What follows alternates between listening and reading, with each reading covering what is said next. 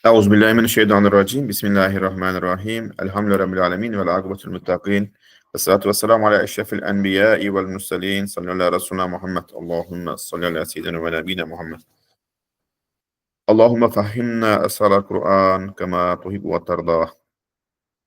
InsyaAllah pada malam ini kita akan mula surat ke-19, yaitu Mu'jizat Nabi Muhammad sallallahu alaihi wasallam, ataupun Ustaz sebut namanya Mu'jizat Ahmadiyah. Ahmad yaitu Rasulullah sallallahu alaihi wasallam. Daripada surat ke-19, tapi risalah ini di dalam kitab Zulfikar, dalam risalah An-Nur, koleksi risalah An-Nur, Zulfikar, berkaitan mu'jizat Rasulullah sallallahu alaihi wasallam, dan risalah ini adalah menerangkan lebih daripada 300 mu'jizat Nabi SAW dengan sanad-sanadnya, dengan rujukannya, ya.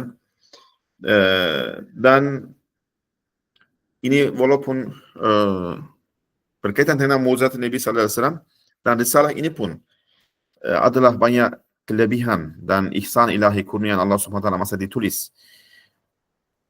Risalah ini walaupun sekitar lebih 100 muka surat, tapi ditulis dalam 12 jam, dan selama 3 atau 4 hari, dan setiap hari sekitar 2 atau 3 jam mereka tulis. Tapi masa ditulis itu bukannya di library, di dalam di celah-celah, di gunung atau di kebun-kebun. Masa itu tidak ada buku bersama dengan Ustaz selain Al-Quran. Tapi Ustaz Nursi kita tahu sebelum itu menghafal banyak kitab, sekitar 90 jilid buku Ustaz sudah hafal, buku-buku yang rujukan dan hadis, tafsir dan lain-lain itu. Sebab tu masa ditulis, masa Ustaz dibuang daerah, di tempat itu tidak ada buku bersamanya.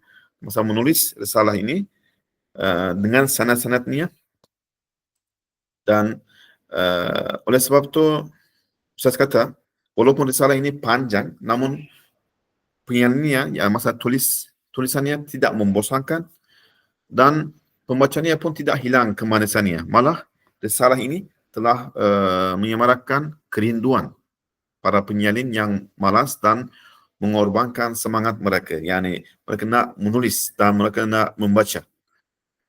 Ya. Dan kita melihat juga Ustaz kata di sini yang satu kita ambil perhatian, sungguhnya asas-asas pada permulaan mu'jizat ini, permulaan buku ini, salah ini adalah sangat penting. Hadis-hadis yang dimuatkan dalam risalah ini, dan sebahagian besar adalah hadis-hadis yang diterima, makbul dan sahih bagi para ulama hadis secara umumnya. Risalah ini juga menerangkan peristiwa-peristiwa yang paling sahih bagi nubuat atau kerasulan Rasulullah sallallahu alaihi wasallam. Dan kita melihat di sini Ustaz masa menulis tidak ada bersamanya dan buku, sebab dibuang daerah itu, dan menulis daripada hafalan. Jadi kadang-kadang saya kata kalau dari lafaznya ada kesalahan pun, boleh melihat dari segi hadis bil makna, yani hadis dari sudut makna. Yang mungkin kita kadang-kadang meriwayatkan hadis, mungkin lafaznya tidak hafal, tapi hadis dengan makna adalah jaiz dan boleh. Kita mungkin masa pindahkan hadis itu,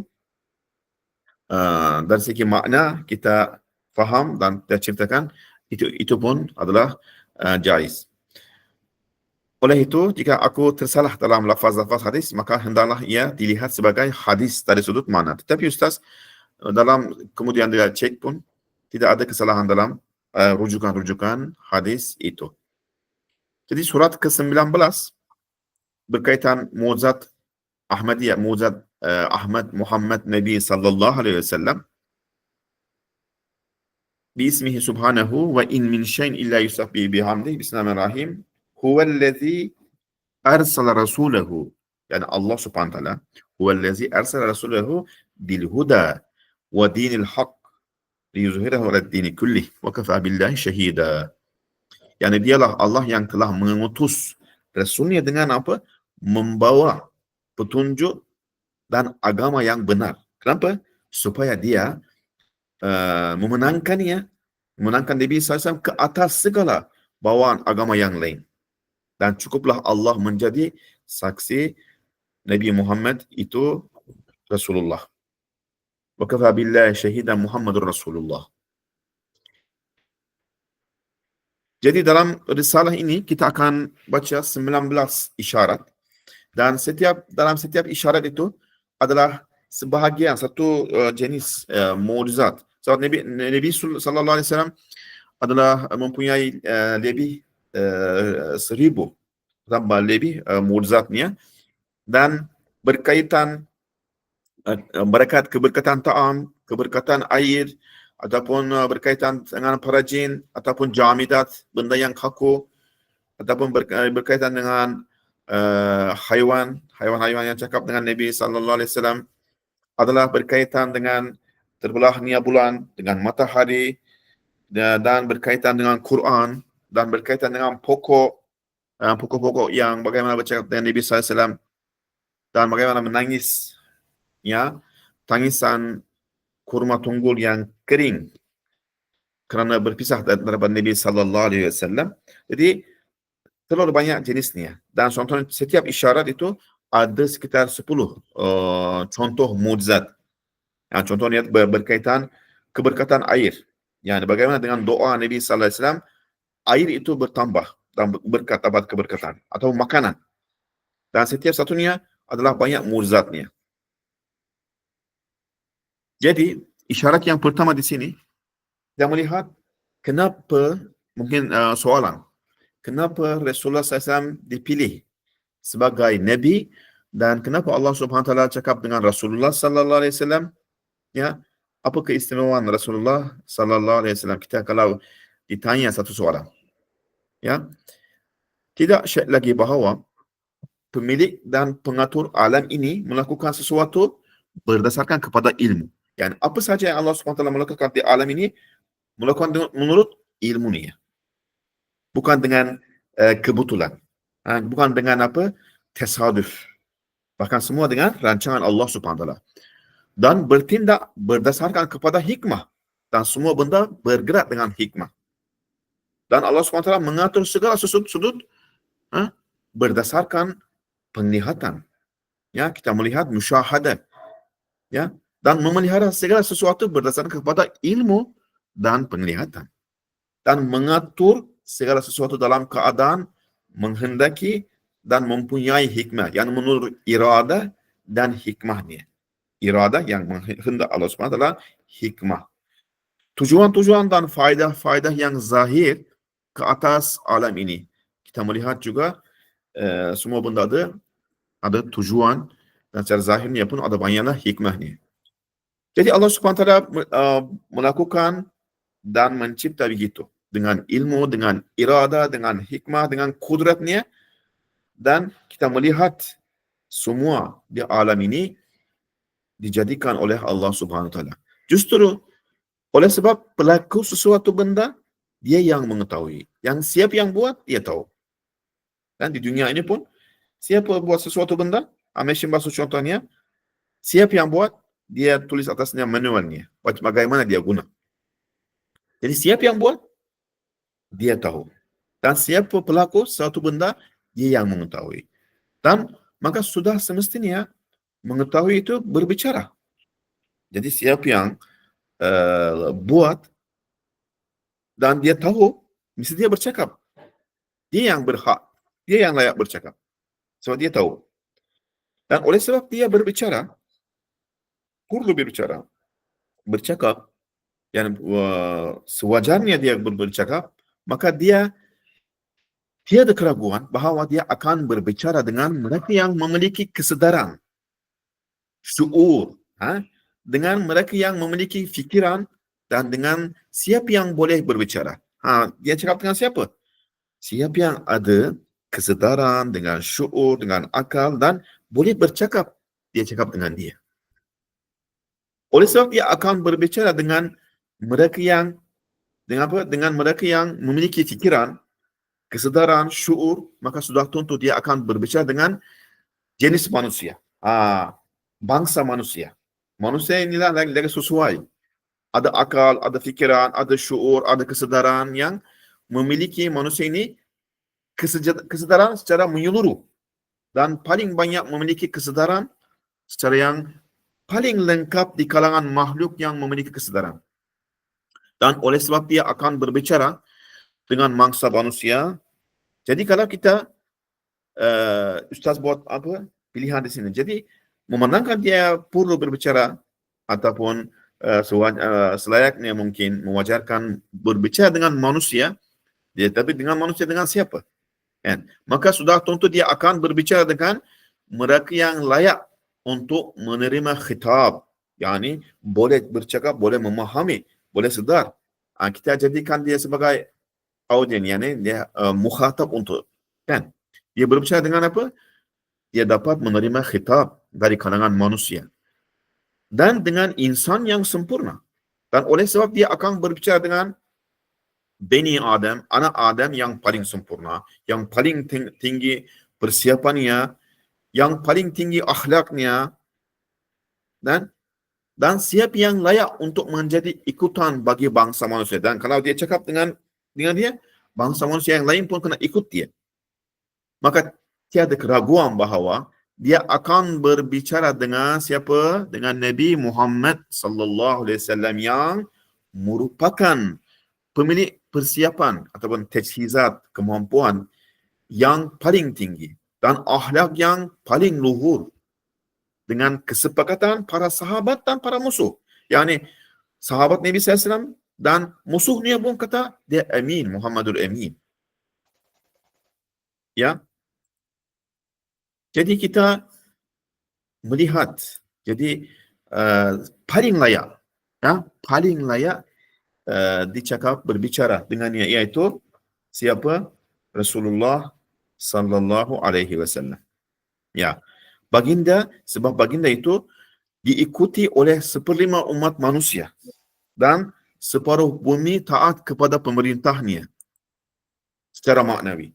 Yang mana masa hadapan telah bersinar selama 1300 tahun. Sekarang 1400 tahun dengan sinar nur yang datang dengannya. Yang Nabi SAW yang membawa. Yang mana para orang nurani dan ahli iman bagi mangsa manusia memperbaharui bersamanya janji taat setia sentiasa 5 kali sehari. Dengan solat, kan, itu sebagai kita ikut janji Nabi sallallahu alaihi wasallam. Kita bayah itu kan setiap hari kita 5 kali kita buat bayah dengan Nabi sallallahu alaihi wasallam. Dan berdoa, dan semua bangsa manusia dan semua umat berdoa kebaikan baginya dan bersalawat, kan, dengan rahmat dan kebahagiaan. Dan mencintai baginda dan memujinya. Ya, dia akan berbicara. Allah akan berbicara dengannya. Yang lebih layak itu Rasulullah SAW. Dan telah pun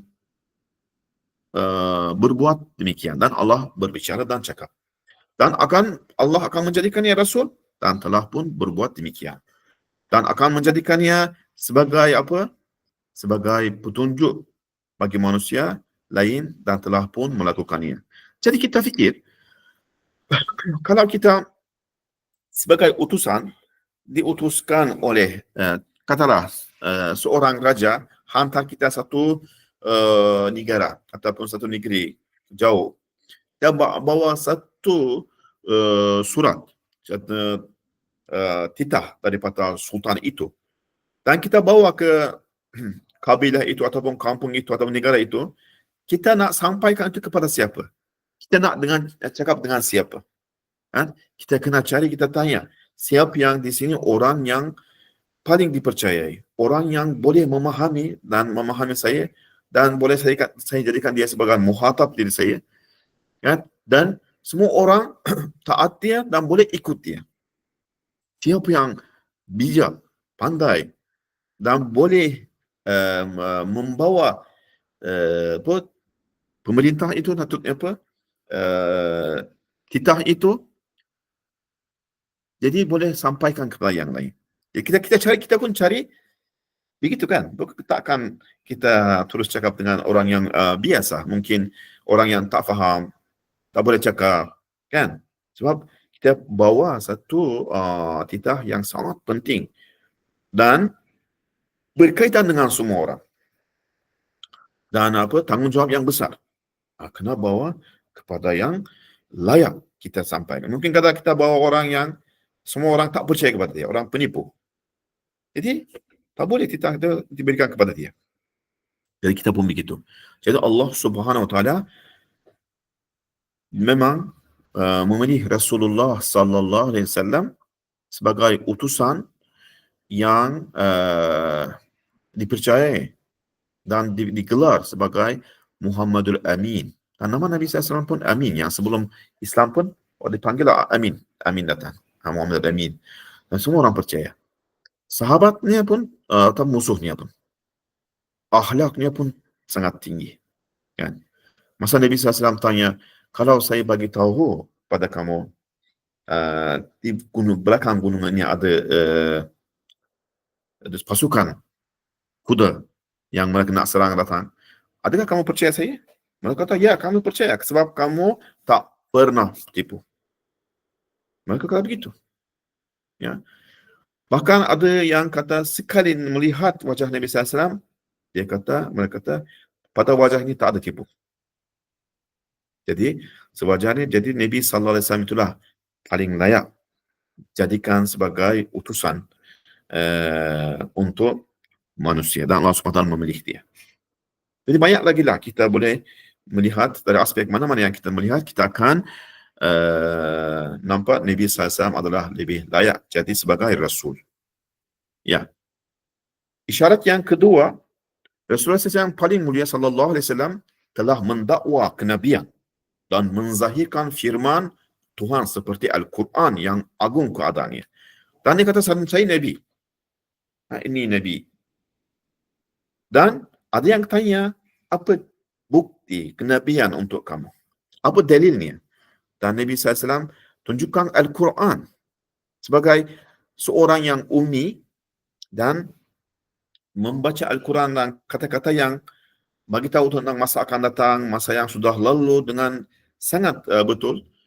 Dan mereka jadi ajiz yani terhadap Al-Quran itu, tidak boleh membawa seperti kata-kata itu.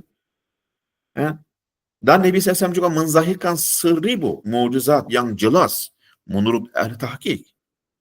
Maka sesungguhnya berlaku mukjizat ini adalah qat'i, yani tetap seperti qat'i dan berlakunya dakwaan kenabian.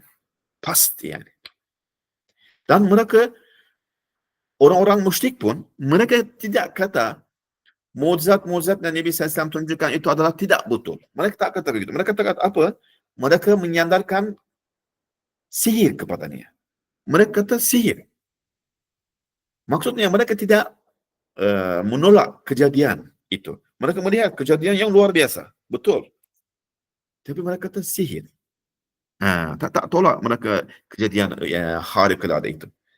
Jadi seperti yang dinukil oleh Al-Quran Al-Hakim pada banyak tempat, dengan lidah orang kafir yang paling keras kepala, cuma Walid bin Mughirah contohnya kan, dia tahu orang yang saya tahu ini, dia tahu Quran ini bukan sihir, bukan syair, bukan asatirul awalin dari cerita-cerita yang daripada masa orang dahulu. Kita tahu semua ini. Jadi apa yang kita boleh kata kepada Quran ini? Mereka kata yang paling dekat kita boleh kata sihir. Walaupun mereka kata ini bukan sihir, tapi tak ada benda yang mereka bagi untuk nak menipu Al-Quran itu. Mereka kata kita sandarkan sihir ni padanya. Kejadian ada, mereka tak boleh tolak. Mereka melihat. Jadi mereka tidak dapat mengingkari kewujudan mukjizat dan berlakunya tersebut, tetapi mereka berkata, Maha Suci Nabi, innahu sihrun. Sungguhnya itu adalah sihir. Ya, ini tunjukkan itu adalah ini adalah kejadian itu pasti berlaku. Sungguhnya mukjizat Nabi sallallahu alaihi wasallam adalah mu'tamad, qat'i, seperti kekuatan 100 tawatur.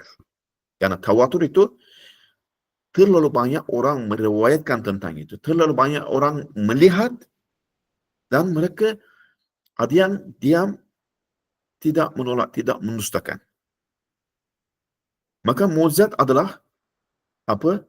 Pengesahan dari pihak pencipta sekalian alam bagi dakwanya. Seakan-akan Allah berfirman, sadaqta, kamu benar. Yani mukjizat itu dengan makna yang lain adalah satu pengakuan kepada dakwaan Nabi SAW, pengesahan seperti kata sadaqta ya Nabi, kamu benar daripada Allah. Jadi Allah SWT pastikan dia.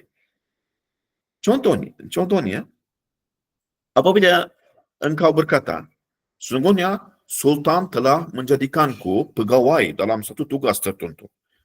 Dalam majlis Sultan atau di hadapan baginda, lalu engkau diminta bukti ke atas dakwaan ini. Kalau orang minta, apa bukti kamu?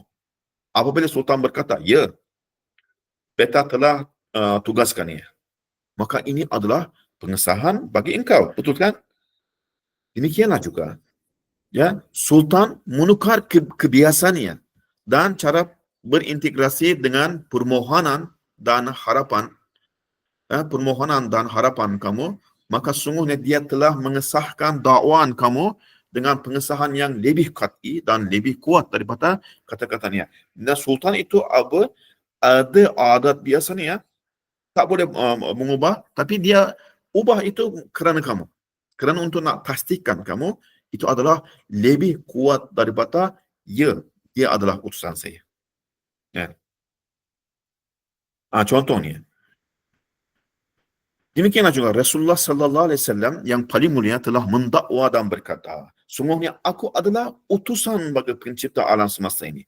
Dan buktiku bahawa dia akan mengganti kebiasaannya yang berterusan dengan doa dan permohonan. Apa yang masa saya doa dan saya minta, Allah dia mengubah ataupun ganti kebiasaan itu.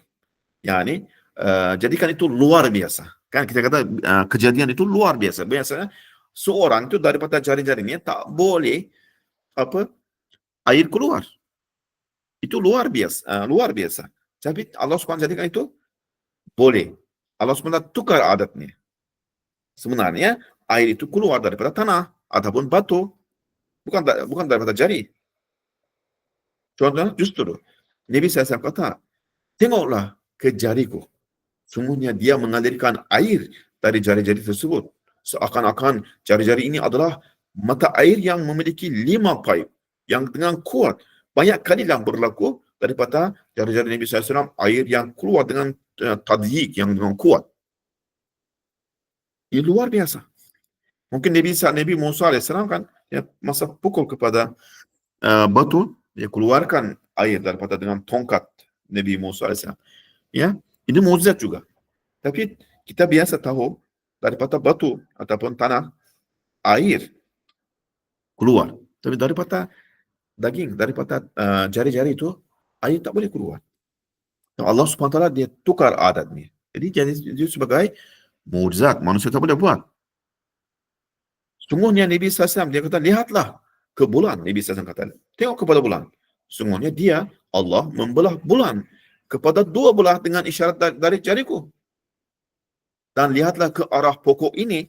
Sungguhnya pokok itu datang kepadaku untuk membenarkan aku dan menjadi saksi syahid kepadaku. Dan pokok itu salam kepada Rasulullah SAW. Assalatu wassalamu alaikum ya Rasulullah. Asyhadu an la ilaha illallah wa asyhadu anna Muhammadar Rasulullah. Dia keluarkan akar-akarnya berjalan di hadapan Nabi SAW dan Nabi SAW suruh dia kembali dan masuk ke tempatnya lagi.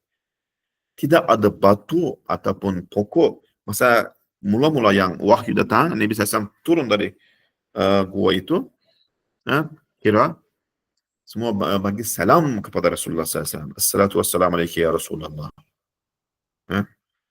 Batu-batu kerikil yang Nabi SAW ambil di tangannya, tasbih di tangan Nabi SAW. Nabi SAW dengar. Sayyidina Abu Bakar, Osman radhiyallahu, Abu Bakar dan Umar radhiyallahu, mereka dengar juga. Masa Nabi SAW letak di tangan mereka pun sambung tasbih. Ya.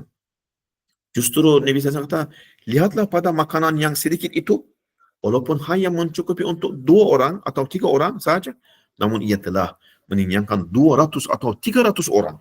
Makanan yang sedikit.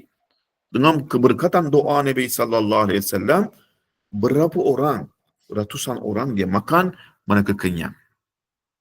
Demikianlah, baginda telah menzahirkan beratus-ratus mukjizat seperti ini. Ya? Maka dalil-dalil kebenaran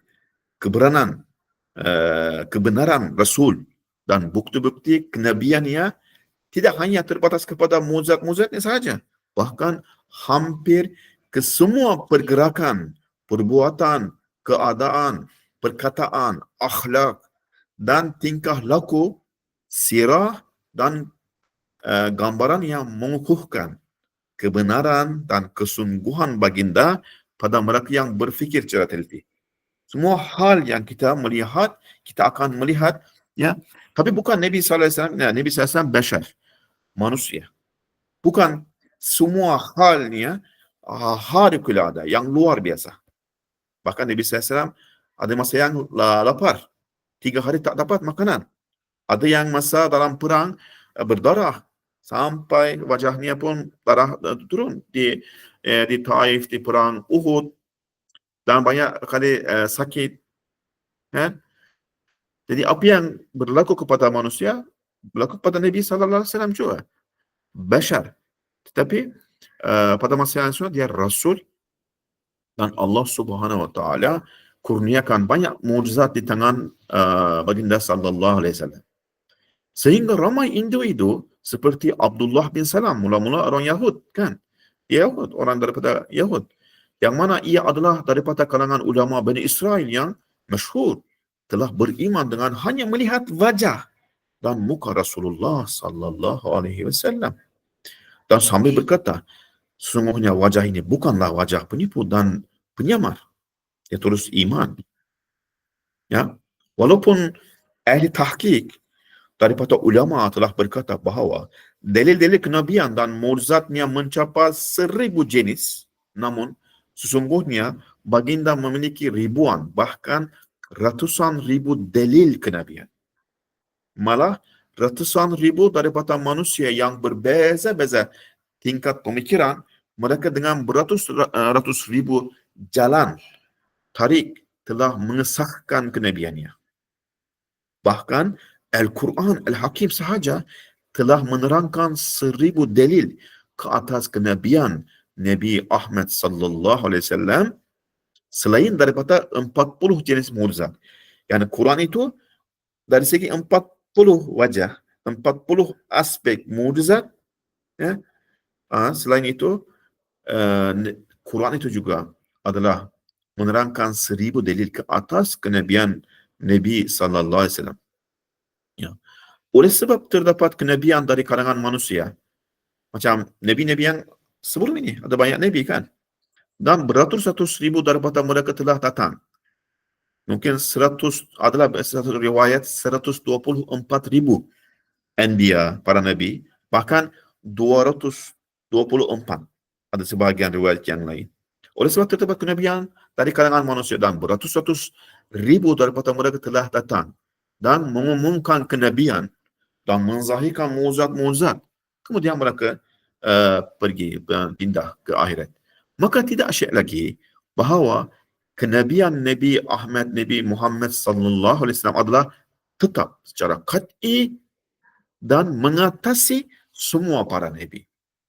Ini kerana yang dalil-dalilnya itu dalil-dalil kenabian Nabi sallallahu alaihi wasallam lebih dan mengatasi mereka. Sebab apa?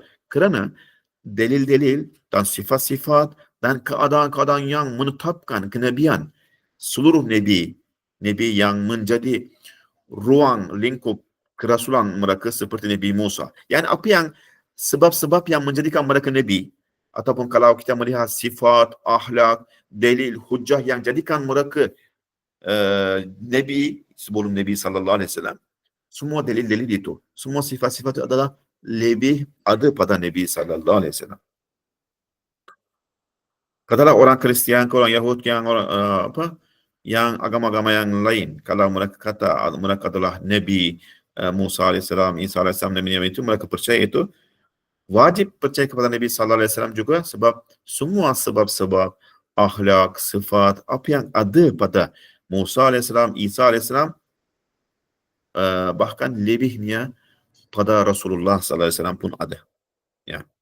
Serta muamalah, tindakan, tingkah laku mereka dengan umat-umat mereka. Semua perkara tersebut memang ada pada Rasul sallallahu alaihi wasallam pada aspek yang paling sempurna, paling lengkap.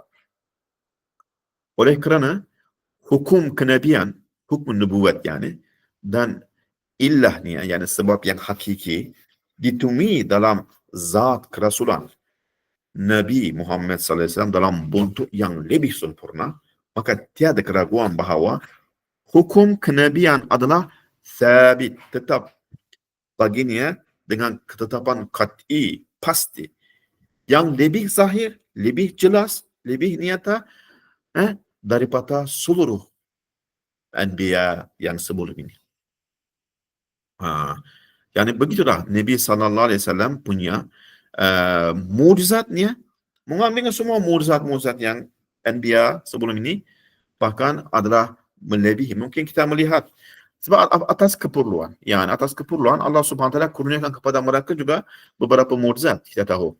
Seperti Musa alaihissalam, Yadul Bayda, tangan yang putih, ataupun tongkat jadi ular, dan ataupun terbelahnya laut dan lain-lain itu. Kita tahu beberapa mukjizat.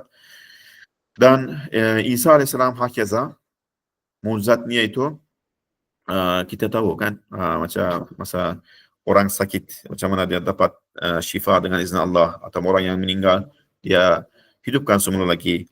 Dan semua itu kita melihat kan pada Rasulullah SAW adalah lebih lengkap.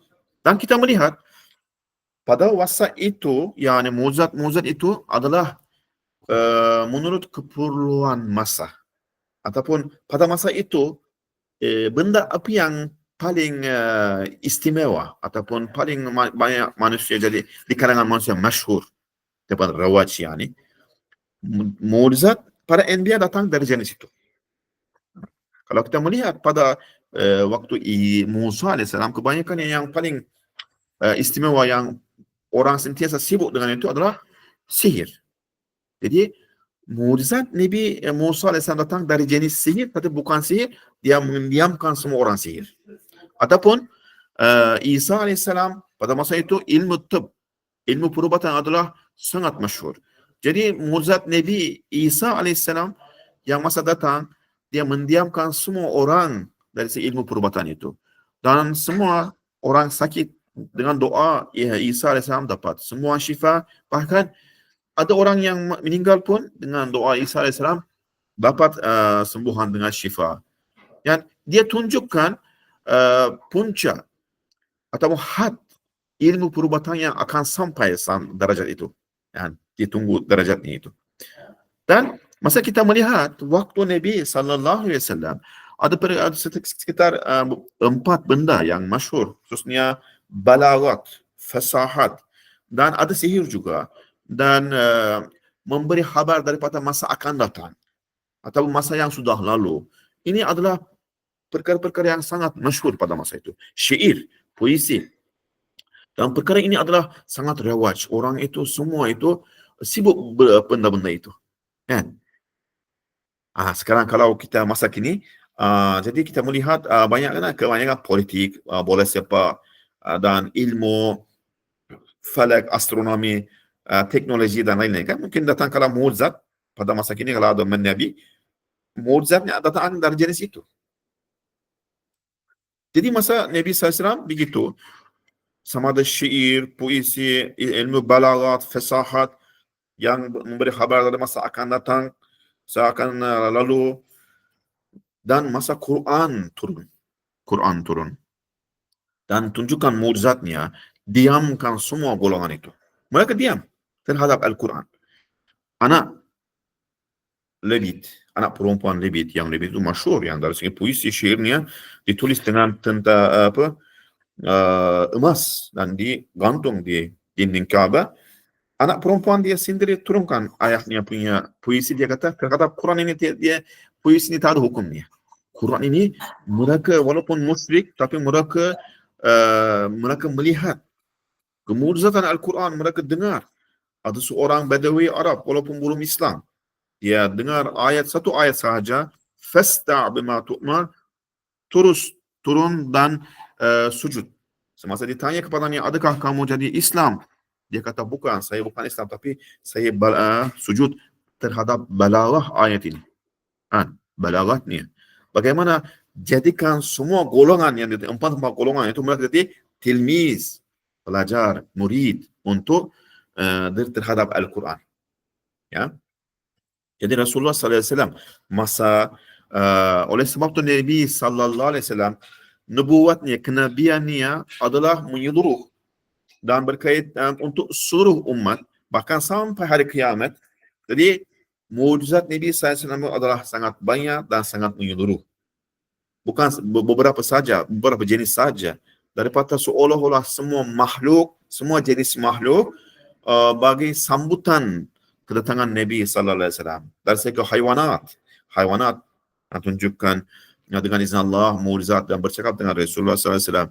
Pokok-pokok, batu, bulan, matahari, orang yang sudah meninggal, perkara-perkara yang benda kaku, para jin, para malaikat, dan lain-lain, semua itu seolah-olah buat sambutan, menerima yang baik kedatangan nubuat kenabian Nabi sallallahu alaihi wasallam dengan izin Allah. Dari semua jenis itu Allah Subhanahu wa taala kurniakan satu mukjizat kepada Rasulullah sallallahu alaihi wasallam. Kita akan insyaallah sambung nanti dalam risalah mukjizat Ahmadiyah, mukjizat Nabi sallallahu alaihi wasallam ini ada 19 isyarat, dan semua jenis itu kita akan baca beberapa contoh daripada mukjizat itu, dan insyaallah itu akan menguatkan keyakinan kita, iman kita kepada Rasulullah sallallahu alaihi wasallam. Kita syukuri, kita jadikan sebagai umat kepada Rasulullah sallallahu alaihi wasallam. Insyaallah kita akan sambung minggu depan, dan bulan depan pun insyaallah Miraj Nabawi yang semakin dekat. InsyaAllah mungkin bulan depan kita akan baca satu risalah tentang Miraj, mukjizat Nabi SAW adalah Miraj Nabi sallallahu alaihi wasallam. InsyaAllah. Subhanaka la ilma lana illa ma 'allamtana innaka antal alimul hakim wa akhiru da'wahum anil hamdulillahi rabbil alamin.